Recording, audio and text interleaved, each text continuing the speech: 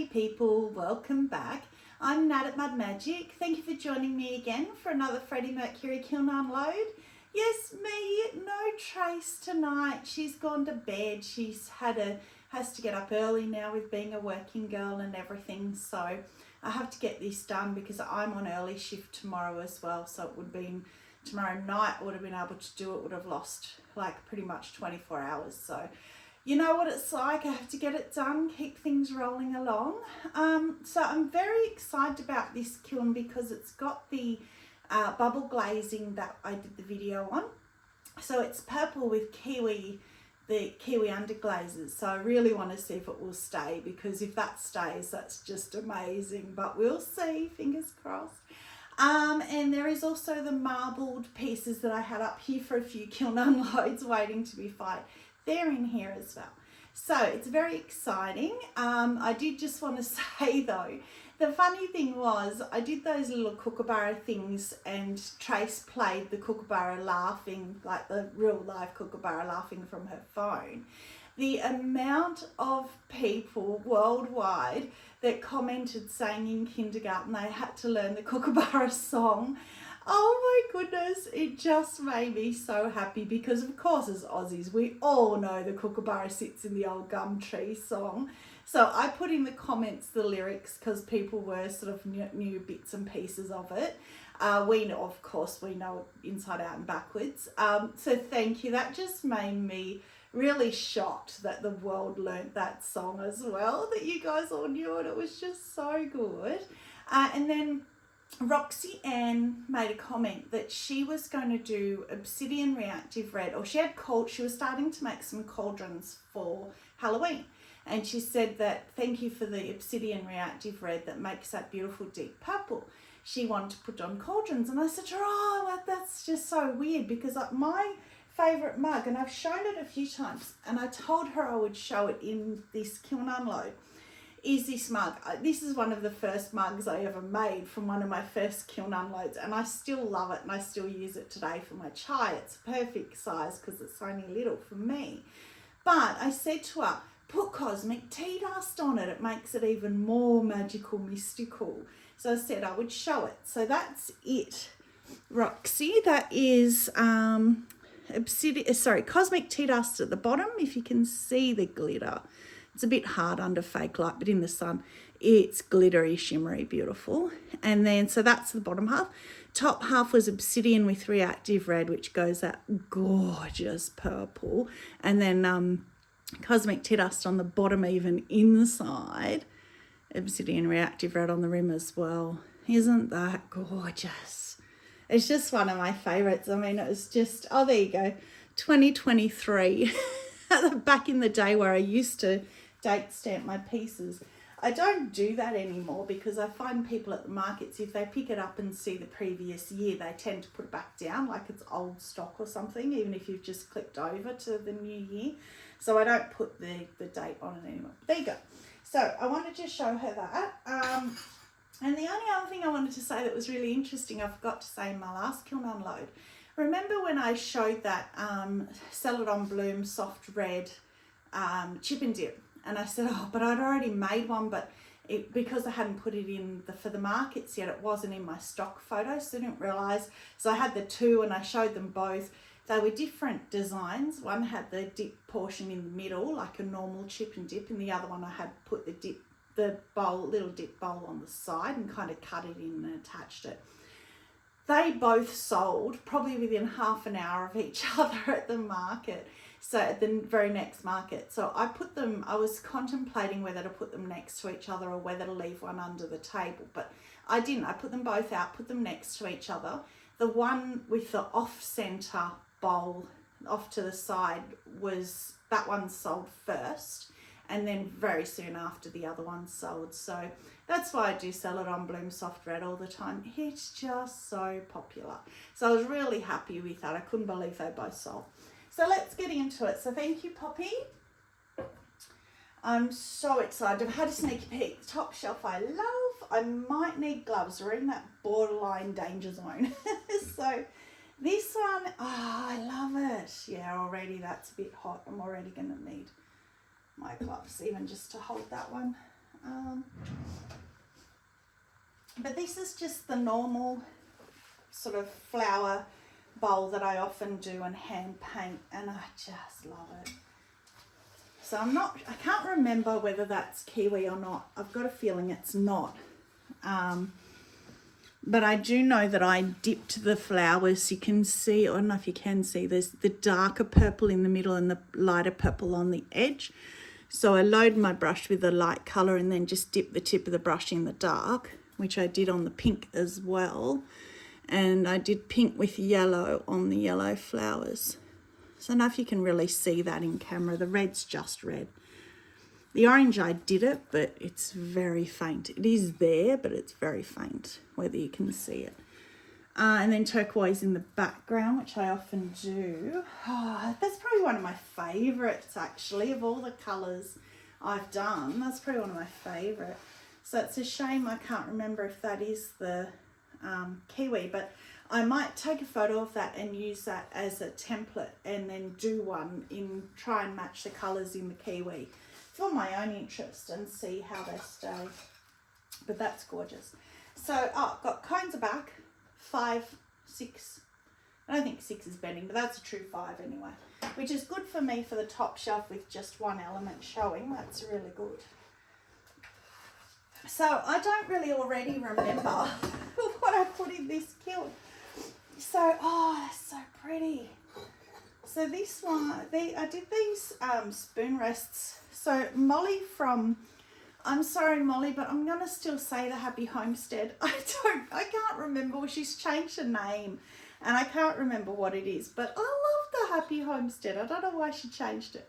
But she did these spoon rests and she told how she did it. So she threw the spoon rest, and this is how I did it as well. Threw the spoon rest on the wheel, put a mandala stencil in there, rolled it on while you're still on the wheel while it's a flat circle, and then lifted the edge up with a wooden tool. And I took the stencil off first, and I love that. And then just that sweeping plum, just celadons over to really show out the texture. I love that. It's so simple and it was so fun because I used different stencils. That's Lagoon. I used different stencils. I don't have to show trays. It feels weird not showing 2 cameras. Yeah, each one is a different stencil. Just to see. This one I love.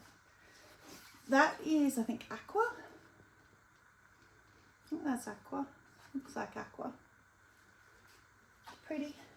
So there's little ones and big ones, did different sizes, but this gets an oh my gloriousness as long as it's not cracked, which it's not. Yay, look at that.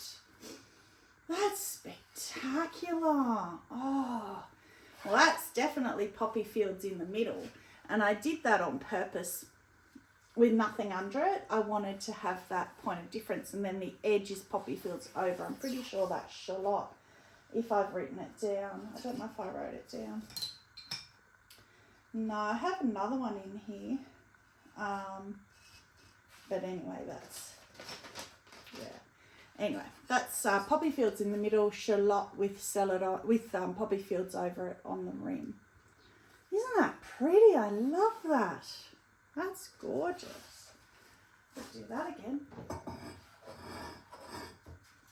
And that's that shelf done because there are big pieces on there. Or a big piece and little pieces. Oh, and the other one. So talking about Celadon Bloom Soft Red, I might as well, there you go.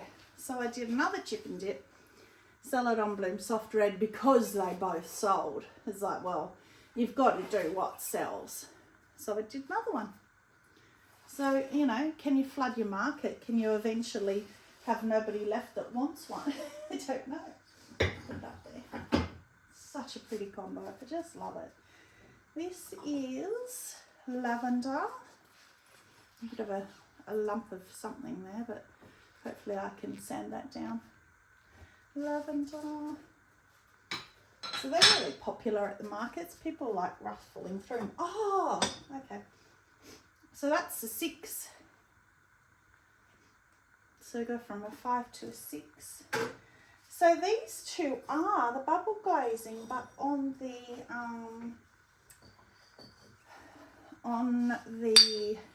spoon rests. So that's the purple. It did stay. Yay. So hopefully it did on my bigger pieces next shelf. So that is Kiwi Lavender Underglaze. So that's their lightest purple, and it stayed. And the reason I used the lightest one was because I did it over the butterflies. If you haven't seen my bubbling video, I did it over butterfly transfer. So I didn't want the bubbles to be overpowering the butterflies. And if it stayed like that, I think, oh, I don't want to look now. As long as there's no cracks or anything, I think it'll be perfect. So we're up to the last shelf already because the bottom shelf, the pieces are really tall. So I had to put tall kiln rests in, or kiln props, whatever you want to call them. Oh, that's them. I'm like, what is that? Some marble pieces. Oh, so that is Night Rain, Teal Drift, Floating Lavender, and Lunar Pink inside. So I was kind of inspired by you guys at the moment, Jane from Shoebox Studios and Kim Unseth. You're all getting into this rainbow thing. I think maybe Lisa at Finkel Pottery might have as well. And I had the 4 out, so I thought I'm going to do it. And actually, I really love that. The more I look at it, they've blended so nicely. And then just the pink inside, because that was what was on the top. I often like to come over and in with the same top glaze for things like that. Now, the big pieces. Which one to get out first? Let's get the bubbles out because I really want to see. Ah, yes. So it is fainter, but that's understandable. Look at the rim. Look at how dark it is on the rim because it sits in that for longer. So maybe that's good to note that if you're going to do it, leave it on for a bit longer. But that's so pretty over the butterflies. So that will be in my Kiwi video that I'm going to do. That veining line there, I left that there intentionally because I quite liked it. Just a bit of a point of difference. But oh, it stayed. Oh, and that was the other test as well. Because they're called fluxed underglazes, I wanted to see how they would do on the kiln shelf. And they're all fine. So that mustn't be the reason why that green bowl cracked. Because the spoon rests, you know, they're really big. They're big bums, big flat bums, and they didn't crack or catch at all. So that's definitely not what did it to the green bowl, which is good to know because now they're okay. So cones, and 6 is really gone. It's not dead like the 5. It's still got a bit of a bend in it, which is good, but the 7 was probably even starting to go. And I'm scared to get these out because they look really dark. But these are the marble pieces that I did. Oh, it's beautiful. Wow. Oh, look at the bum. Oh, so pretty. So I used turquoise. I think they're all mason stains. So I used speckled white clay, and I used turquoise is the greeny blue. I used peacock is the green, and then I used the blue, but I used the full, like, real heavy amount of it, and then half the amount for the lighter blue. So it's the same stain, just different, about half the amount, and some white. I left some white, which the white's gone on the outside, but it's on the inside and on the bum. Oh, I love that. That's gorgeous. Oh, yay. Now I have hope for the vase because the gallery, Helena at the gallery asked me for vases. So that's why I did that butterfly one as well. So let's just hope. Yes. Oh, that's even better. Look at how the white survived in that. So I think from memory, that one, the bowl, I did. So you can see, I don't know if you can see from there because they're a bit heavy to pick up, but you can see on the bowl how it's thinner marbling, thinner lines. So I did thinner patties of clay on that, and that's why the white stayed. I much prefer these bigger, thicker patties of clay. The inside, oh, it's beautiful. And the bum. Oh, that's gorgeous. I just love that. I love how the green, the peacock, is a really thin line underneath the 3, and they kind of, or the 4 with the white. They kind of repeated themselves and stayed in the patty lines that I put them in, which is really weird. I've never seen marbling do that before. That's gorgeous. I hope she's happy with that. That's beautiful. So what I do when I'm talking about the patties, I'll just put that down somewhere. So what I do with that one, so I had the turquoise, the green, the blue and the blue. So I had 4 colours plus a white. So I got enough clay, whatever it was, 2 kilos in total, split it into 5, put the white aside obviously, and then coloured each one. Once I'd coloured them all, then I cut, for this one, I cut each ball into 3, and then I did white, blue, blue, green, whatever, and then repeated white, blue, blue, green, and then just smush them all together. Only wedge them about 5 times max, because you don't want to lose that colour or mix the colours together. So that was cut each colour ball into 3. With this one, I only cut the colour balls in half, so they were much bigger patties. When I put it all together, again, I only wedged it 5 times and then threw them. So I'm so happy with both of those, yay. So that is it. Kiln favourite, it was such a quick little kiln. Yeah, I'd say this one with the bigger white. I just love that. I mean, I'm a marbling fan anyway, but I love that. And I love the Charlotte Poppy Fields Chip and Dip as well. So that's it. That was pretty quick. You're being big pieces as well. I sort of kind of thought it was going to be quicker. So I'm going to get bisque back on and then keep going with the process, as you know. So thank you very much for joining. Stay muddy and have a magic day. Bye.